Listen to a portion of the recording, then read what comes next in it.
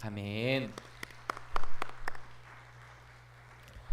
할렐루야. 찬양대의 귀한 찬양을 감사드립니다. 내게 주신 모든 은혜 무엇으로 보답할까가 계속 되뇌었는데요. 우리의 삶 가운데 진실과 겸손함으로 우리 하나님께 늘 보답하는 믿음의 사람들이 될 수 있기를 주님의 이름으로 소망합니다. 오늘은 저희 수요예배가 마태복음 이제 계속 강해가 이어지고 있는데요. 순서에 따라서 마태복음 11장 마지막 장면을 저희들이 함께 바라보고 계십니다. 우리가 살아가다 보면 사람들의 이제 초대를 받을 때가 있거든요. 아주 가깝게는 우리 식사가 있을 때 초대를 이렇게 하기도 하고요. 그리고 또 한동안 이렇게 유행이 있었던, 저희들 때에도 유행이 있었던 동창회 이런 초청도 있고요. 또 종친회 또 이렇게 문중에 어떤 일들이 있을 때마다 초청을 하게 됩니다.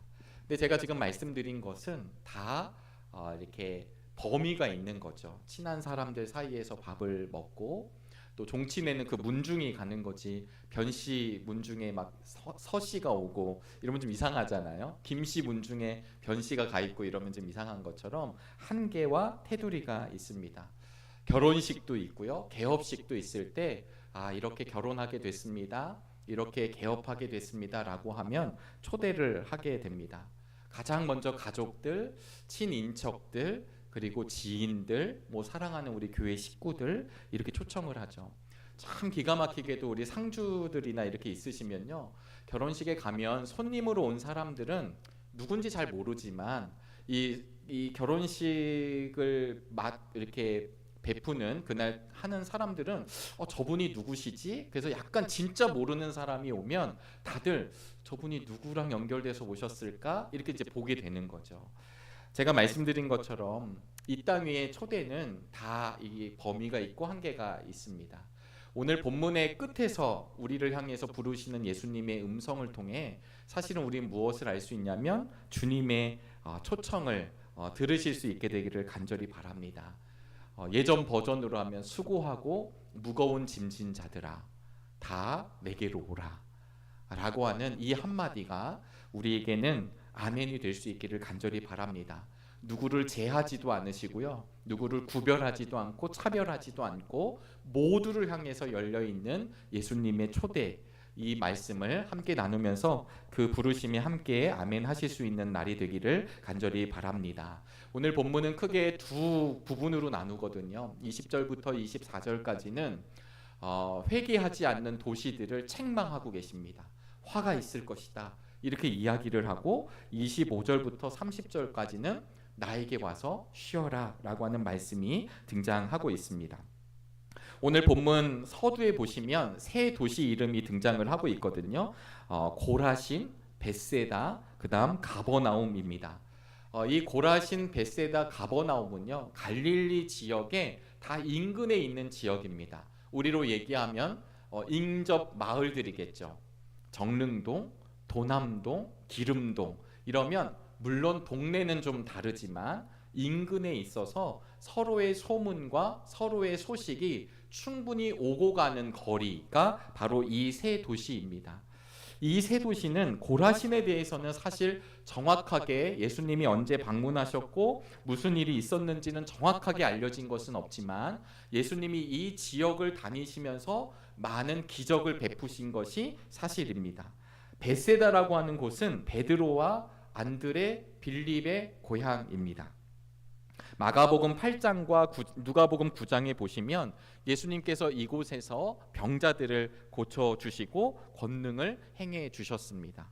가버나움은 우리가 잘 아시다시피 예수님께서 공생애를 시작하시고 활동하신 지역이죠. 제2의 고향과도 같다고도 평을 하고 있습니다. 우리 PPT를 보시면 이 가버나움 지역에서 예수님께서 공생애로서 사역을 시작하실 때 마태복음 4장 17절에 이 말씀을 선포하시면서 사역을 시작하십니다. 우리 함께 읽어보도록 하겠습니다. 그때부터 예수께서는 회개하여라, 하늘나라가 가까이 왔다 하고 선포하기 시작하였다. 아멘. 예수님께서는 이 도시를 그냥 머무르신 것이 아니라 이 도시에서부터 천국 복음을 선포하시고 회개하라고 이야기하셨습니다. 근데 이 도시들을 지금 예수님이 많이 활동하셨고 거하셨고 오고 가셨고 기적을 베푸셨던 이곳에서 예수님께서는 이 도시들을 지금 책망하신다라고 하는 것입니다. 결론적으로는 그들이 회개하지 않았기 때문입니다. 여러분, 회개한다라고 하는 것은 내 잘못을 고백한다, 내가 잘못을 하나님 앞에 자복한다, 이런 뜻도 있죠. 물론 그 뜻도 있습니다. 그러나 보다 더 어원적으로, 본질적으로는 우리의 마음과 우리의 중심이 변화되는 것입니다.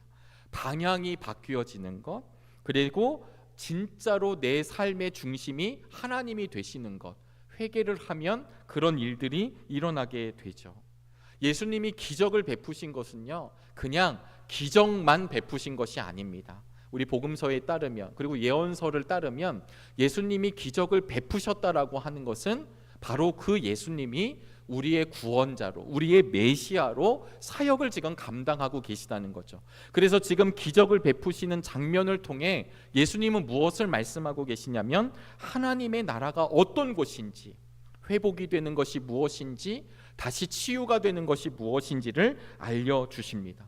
그러니까 이 세 도시는 예수님이 오고 가시면서 특별히 제자들도 부르셨던 그 도시에서, 그 동네에서 예수님이 기적을 베푸신 것을 보았던 수많은 사람들, 그리고 들었던 수많은 사람들, 그리고 예수님을 마주했던 수많은 사람들이 있었지만 그들은 예수님께로 돌아서지 않았다라고 하는 것입니다.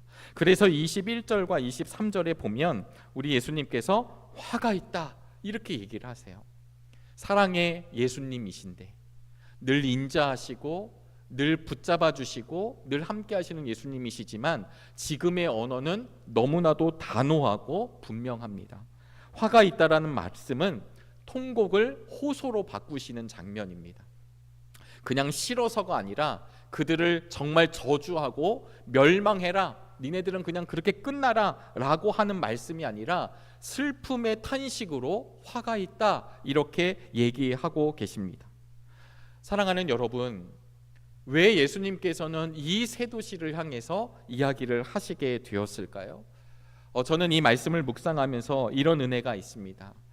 하나님의 은혜를 경험하고 예수님을 직접 목격하고 예수님의 기적을 만났던 그 수많은 사람들이 그 예수님을 보았음에도 불구하고 그들은 예수님께로 돌아서지 않았다라고 하는 것, 이것을 어쩌면 우리 교회에 적용해 보면 충분히 예수 그리스도의 사랑과 은혜를 경험하고 하나님의 붙드심을 경험하고 하나님과 함께함을 경험하면서도 끝내 내 중심이 변화되지 않는 것, 끝내 내가 주님과 함께하지 않는 것, 겉으로는, 외적으로는, 형식으로는 그리스도인의 모습을 가질지 모르지만, 하나님을 믿는 유대인의 삶을 살아갈지 모르지만 그들이 정말 하나님의 뜻, 하나님이 원하시는 것이 무엇인지를 깨닫지 못하였던 것, 그들이 그렇게 변화되지 못했던 것을 보라면서 저는 오늘을 살아가고 있는 우리들에게도 다시 한번 말씀 앞에 엎드려지는 시간이 되기를 간절히 바랍니다. 사실 예수님이 비교하시는 도시가 두로와 시돈과 소돔입니다. 두로와 시돈은 우리 PPT를 보시면 예언자들이요, 두로와 시돈을 책망했던 장면들이거든요. 이사야도 그렇고 에스겔도 그랬고 수많은 예언자들이 두로와 시돈 그러면 그 땅은 정말 하나님이 싫어하고 하나님이 원치 않는 땅, 그래서 그들을 책망했던 곳이 바로 두로와 시돈입니다. 왜냐하면 두로와 시돈은 경제적으로 굉장히 부유한 도시이기도 했고 그들은 굉장히 교만했었던 사람들입니다. 심지어 바알을 숭배했었던 사람들. 소돔은 어떤 곳인가요? 창세기 19장에 보시면 소돔은 정말 타락한 곳이어서 끝내 우리 하나님께서 유황불로 멸망시켰던 도시가 소돔입니다. 소돔과 고모라이죠. 그런데 우리 예수님께서 그 도시들과 지금 이 벳세다, 가버나움, 고라신을 비교하고 있습니다. 이 말씀을 대하면 참 당황하죠. 왜냐하면 아니 저렇게 악한 도시가 있는데 그 악한 도시보다 여기가 더 화가 있다라고 하는 말씀이기 때문입니다. 다시 한번 말씀드리지만 예언자들이 이야기했던 하나님 나라의 모형을 본 것이 아니라 진짜 하나님의 아들이신 예수님이 그곳에서 활동하시고 사역하시고 회개하라고 선포하시고 천국 복음에 대해서 이야기할 때 그들은 그것을 듣지 않았다라고 하는 것입니다. 은혜가 큰 곳이었지만, 우리 예수님과 함께함으로 은혜가 충만한 곳이었지만, 그런 은혜가 충만한 곳에서 그들의 삶이 하나님께로 인도되지 않았을 때 책임이 있다라는 것을 우리 성경은 우리에게 알려주고 있습니다. 오늘 우리가 받은 은혜는 그저 맞이하고 내가 경험하고 흘려보내는 것이 아닙니다. 오늘 우리에게 하나님께서 허락해 주신 은혜는 하나님의 크신 사명을 감당하라고 주시는 것입니다. 이 땅 위에 흔들리는 이야기가 참으로 많이 회자되고 있습니다. 교회를 다닌다는 것이 이제는 내가 각오를 하고 고백을 해야 될 정도로 교회 다니는 이들이 적은 때입니다. 교회를 다니는 것이 대수냐고, 혹은 교회가 뭘 하느냐고, 교회는 늘 문제를 일으키지 않느냐라는 공격도 들어오는 때입니다. 우리 교육부에서 늘 기도하고 있다시피 현재 초등학교, 중학교, 고등학교에서 아이들이 예수님을 믿는 비율은 점점 줄어들고 있습니다. 늘 다음 세대를 위해 기도할 때마다 나오는 이야기가 이제는 다음 세대가 미전도 종족이라고 선포한다는 이야기를 끊임없이 듣고 있습니다. 이런 시대에 먼저 하나님의 사람으로 부른 우리들, 먼저 하나님의 아들과 딸로 부름받은 우리들, 그리고 지금을 살아가고 있는 우리들이 다시 한번 이 말씀 앞에 온전히 설 수 있게 되기를 간절히 바랍니다. 사실 이때 이 지역의 사람들은요, 왜 회개를 하지 않았었을까? 그런 기적을 보면서도, 그런 예수님을 만나면서도 왜 그랬을까? 사실 그들은 기적을 통하여서 무엇을 보았냐면 자신들의 욕망을 보았을 것입니다. 그래, 나도 고침받기를 원해.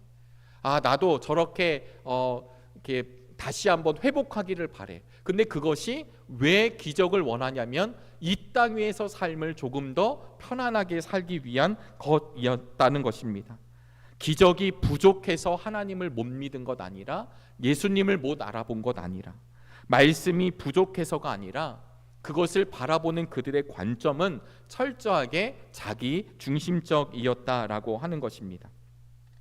오늘날 우리들은 예수님이 십자가에 달리시고 부활하시고 또 우리 성령 하나님을 보내주셔서 우리에게 깨닫게 하여 주셨습니다. 우리의 삶은 그분의 영광을 위해 쓰임받는다라는 사실을 알면서도 우리의 삶은 늘 나를 위한 삶을 살아갈 때가 참 많이 있습니다. 오늘 수요 예배를 드리면서 특별히 사순절기를 보내는 우리들의 삶이 한 걸음 한 걸음 나아갈 때마다 십자가의 길로, 그리고 하나님의 영광을 위해 쓰임받는 믿음의 삶이 되시기를 주님의 이름으로 축복합니다. 이렇게 말씀하시면서 예수님께서 얼마나 사실은 좀 낙담이 되시거나 낙심이 되지 않으셨을까요? 그렇게 하늘나라에 대해서 이야기하고 돌아서라고 이야기했는데 듣지 않았잖아요. 그런데도 불구하고 우리 주님은 그것을 가지고 일희일비하지 않으셨습니다. 우리 25절 말씀을 함께 읽어보도록 하겠습니다. 그때에 예수께서 이렇게 말씀하셨다. 하늘과 땅의 주님이신 아버지, 이 일을 지혜 있고 똑똑한 사람들에게는 감추시고 어린 아이들에게는 드러내어 주셨으니 감사합니다. 아멘. 우리 예수님께서는 바로 장면이 전환이 되면서 하나님께 감사 기도를 드리고 있습니다. 사실 예수님이 지금 이렇게 하시는 장면은요, 오늘 본문 20절과 25절에 보시면 그때라는 말로 계속 시작하고 있거든요. 그러니까 그때라는 말은 뭔가 동시적으로 일어나는 때입니다. 그러니까 앞 사건과 연결이 되어 있고, 특별히 오늘 이제 아침에도 우리 성서 일과에 따라서 고희경 전도사님이 가늠하다 잡혀온 여인들 본문을 마주했거든요. 그때 이 법정에서 세울 때, 예수님에게 이야기를 할 때 정말 예수님에게 이 여인이 이렇게 됐는데 우리가 어떻게 하면 좋을까요? 라고 하는 물음이 아니라 덫이었다라는 이야기를 오늘 새벽에도 나누었습니다. 그때라는 말은요, 지금 예수님이 아무도 없는 곳에서 계신 것이 아니라 지금도 수많은 감시의 눈이 예수님을 향하고 있고 올무와 덫이 씌워지고 있고, 심지어는 나중에 보시면 이 모든 이야기들이 로마 총독에게로 전달되고 있다라는 사실을 알 수 있습니다. 그런 가운데 다시 한번 우리에게 말씀하시는 것이 무엇이냐면 감사하다라는 이야기를 하고 있습니다. 이때 우리들이 다시 한번 기억해야 할 것이 있습니다. 그것이 무엇이냐면 지혜 있고 똑똑한 사람들에게는 감췄다라는 것이죠. 지혜 있고 똑똑한이라는 말 자체는 참 영광스러운 말 아닐까요? 당신 참 지혜 있습니다. 당신 참 똑똑하십니다. 이게 얼마나 좋은 말일까요? 그런데 예수님께서는 지금 지혜 있고 똑똑한 사람들과 어린 아이들을 비교하고 계세요. 지혜 있고 똑똑한 사람들은 문자적으로 보면, 문맥으로 보면 바리새인들, 사두개인들, 서기관들, 율법 교사들, 이런 사람들이 되겠죠. 종교적 리더들, 시대의 리더들, 그 시대에 추앙받던 사람들이 바로 똑똑한 사람들입니다. 그런데 그들에게는 감추어졌다라는 거죠. 우리는 이미 사실 알고 있습니다. 지혜가 있고 똑똑한 사람들은 자기가 이미 안다라고 생각합니다. 자기는 이미 경험했다고 생각하고 자기는 이미 충만하다고 생각을 하고 있습니다. 자기의 의의를 드러내며 자기 스스로가 충족하며 삶을 살아가는 것을 기쁨으로 여깁니다. 그러나 이와 반대되는 어린 아이들, 우리 잠깐 그 헬라어로는 이렇게 쓰거든요. 어린 아이들. 네, PPT로 보면 네피오이스라는 말을 이 본문에서 썼습니다. 어린아이들이 여러 명 있잖아요. 근데 이 어린아이들은 지금 어떤 아이냐면 말을 못하는 아이들입니다. 말을 못하는 아이들 누가 있을까요? 네, 아마 이제 윤서가 이제 말을 시작했다고 하는데, 네, 말을 못하잖아요. 문장을 못 쓰잖아요. 그러니까 어린 아이들을 뜻하고 있습니다. 이 어린 아이들의 삶을 우리가 알 수 있잖아요. 아이들은 절대적으로 부모님께 의존해야 합니다. 달래줘야 되고 먹여줘야 되고 그 다음에 씻겨줘야 되고 계속해서 무한한 사랑을 그 아이에게 베풀어야 합니다. 이 아이는 거기에만 의존해야 합니다. 그러니까 이 어린아이라고 하는 것은 의역해 보면 무슨 뜻이냐면 하나님밖에 없다고 여기는 사람들, 하나님이 아니고서는 나는 해결할 수 없다는 사람들, 나는 아무것도 모른다라고 하는 사람들, 이런 사람들을 지칭하는 말이죠. 어떤 분들이 하나님의 나라를 누리게 될까요? 누가 우리 주님을 만나게 될까요? 누가 십자가를 지게 될까요? 그것은 우리 주님 한 분만으로 고백할 수 있는 사람들만이 가능한 일입니다. 아이들이 있어서 유치원 졸업식도 가보게 되고, 네, 초등학교 졸업식 입학식도 가보게 되고, 중학교 입학식도 가보게 되었습니다. 물론 다 축하받고 아이들을 격려하는 날인데요, 이런 차이점이 있더라고요. 유치원 졸업식과 입학식에 가보면요, 그냥 아이들이 기침만 해도 박수를 쳐요. 아이들이 저 앞에서 조금 틀리다가도 맞게 하면 격려해요. 축복합니다. 왜냐하면 우리 아이가 저것을 했으니까요. 초등학교에 가니까 아이들끼리 서로 막 웃고요, 할머니, 할아버지들, 그 다음에 친척들도 또 이렇게 오셔가지고 아이들을 축복하고 서로 나눕니다. 교장 선생님이 1학년 아이들 이렇게 얘기했을 때 1학년 아이들이 네 이렇게 대답하는 것으로도 칭찬을 받습니다. 근데 중학교 입학식부터는 조금씩 느낌이 다른데요, 엄숙합니다. 엄숙하고요, 분위기가 이렇게 가라앉고, 그 다음에 서로 아주 이렇게 의식을 치르는 듯한 느낌이고요. 저는 아직 경험하지 못했지만 고등학교 입학식에는 가는 것이 아니라고 합니다. 네, 갈 필요가 없다는 거죠. 아이들은 커 나갑니다. 그 아이들이 커 나가면서 아이들은 자신의 인생을 걸어가지요. 근데 여기에 등장하는 어린아이들은요, 아무것도 할 수 없는 존재들. 우리가 그런 무기력한 존재다, 우리는 무능력한 존재다, 우리는 그럴 수밖에 없는 존재다라는 것을 이야기하는 것이 아니라 우리의 중심이 하나님 붙잡는 존재냐라는 것을 묻고 있습니다. 그것이 어마어마하게 대비가 되고 있죠. 그러면서도 이렇게 우리 주님께서 우리에게 초대를 하십니다. 우리 28절 말씀을 함께 읽어보도록 하겠습니다. 수고하며 무거운 짐을 진 사람은 모두 내게로 오너라. 내가 너희를 쉬게 하겠다. 아멘. 여러분, 여기서 수고는 인생살이를 하면서 쓰는 모든 애씀에 대한 이야기입니다. 육체적으로, 정신적으로, 영적으로 모든 수고를 포함하는 단어입니다. 세상살이를 하면서 이 땅에 살아가면서 애쓰는 모든 것을 말합니다. 짐은 무엇일까요?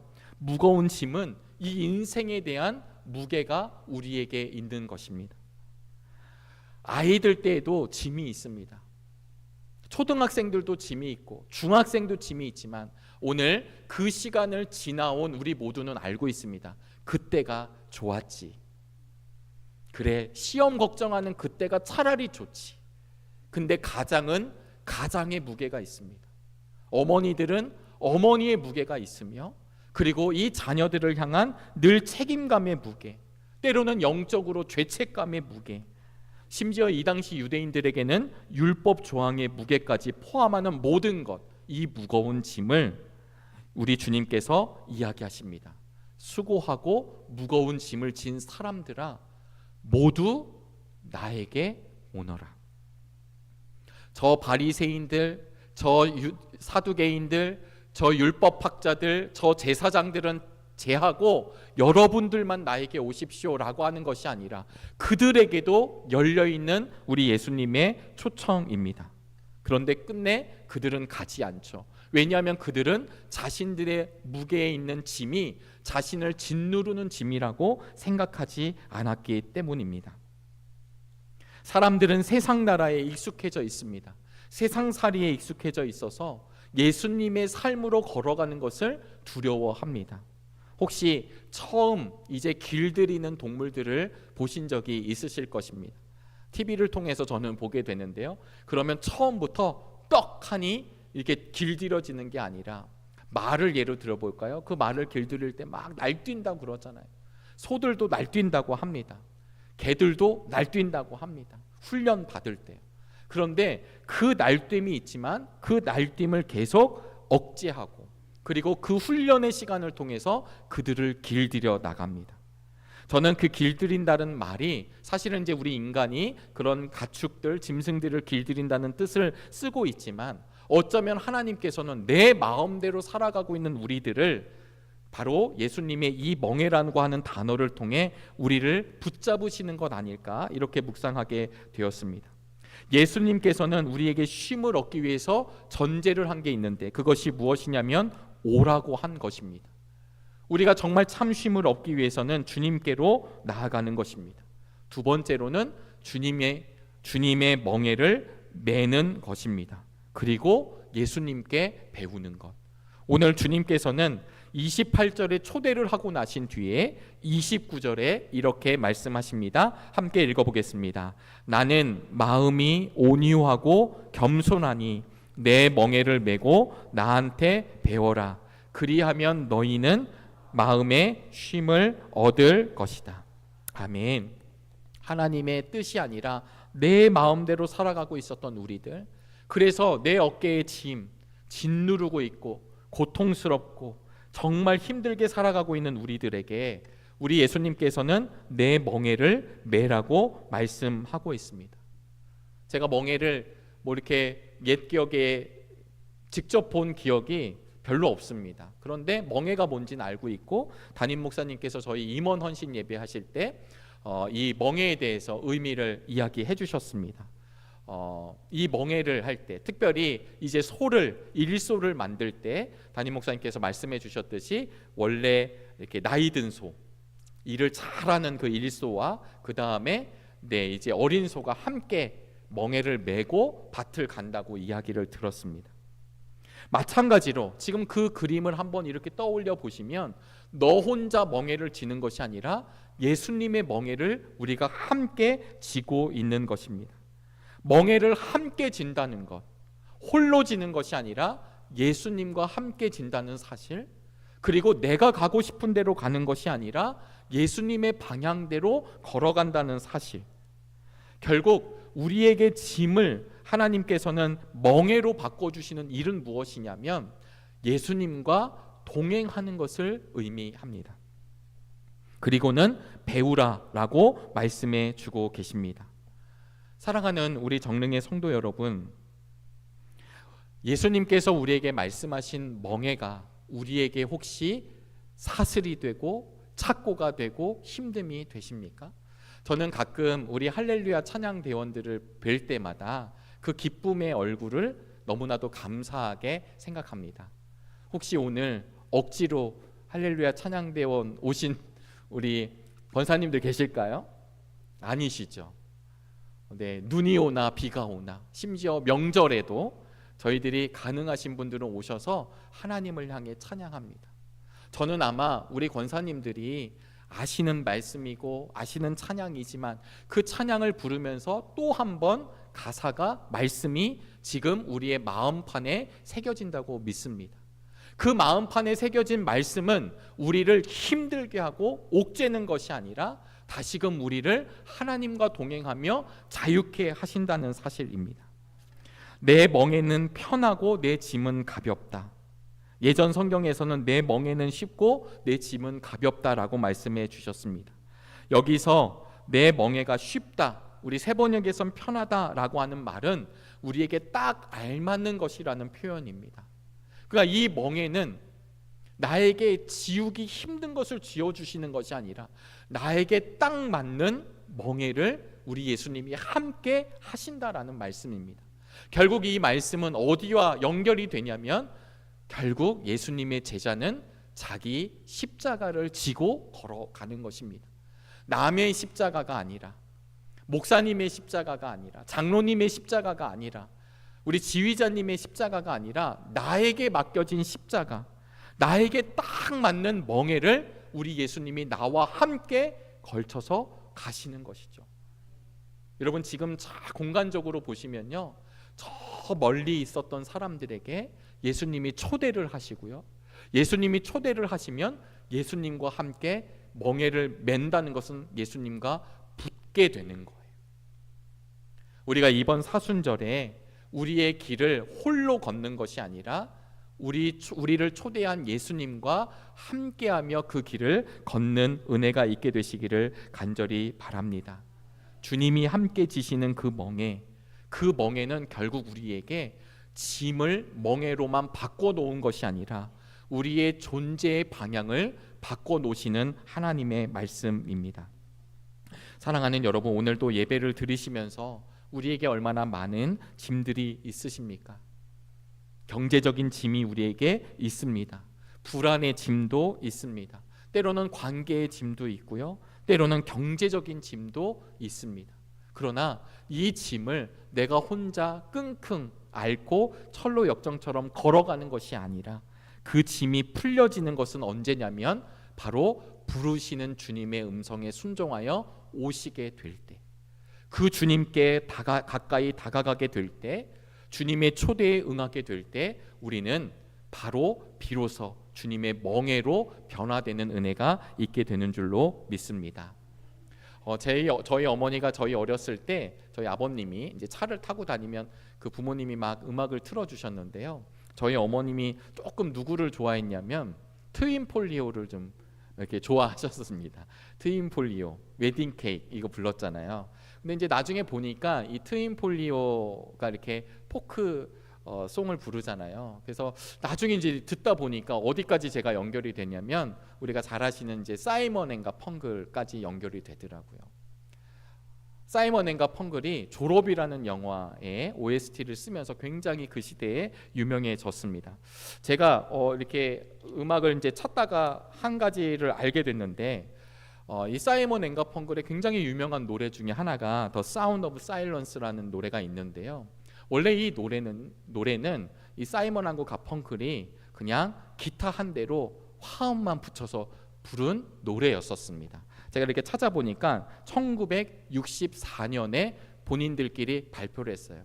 이 사이먼 앤 가펑클이 서로 초등학교 동창인데요. 원래 그들 팀의 이름은 톰과 제리였거든요. 근데 이제 망해가지고 별로 이렇게 별 볼 일 없다가 이 노래를 했어요. 우리는 옛날 지금 추억의 노래같이 들려지지만 이 노래를 누군가가 듣고 나서 이게 기타로만 나오는 노래를 그리고 나서 이 노래에다가 다른 이런 악기들을 조합하면 더 좋은 노래가 되겠다라고 해서 사이먼하고 가펑클한테는 얘기도 안 하고, 지금은 있을 수 없는 일이지만 이 프로듀서가 그냥 그 노래에다가 드럼도 일렉 기타도 이렇게 음을 넣어가지고 발표를 해서 라디오에서 흘러나갔습니다. 이게 빌보드에서 1위를 하게 돼요. 그리고 졸업이라는 영화 이제 OST 작업까지 하게 됩니다.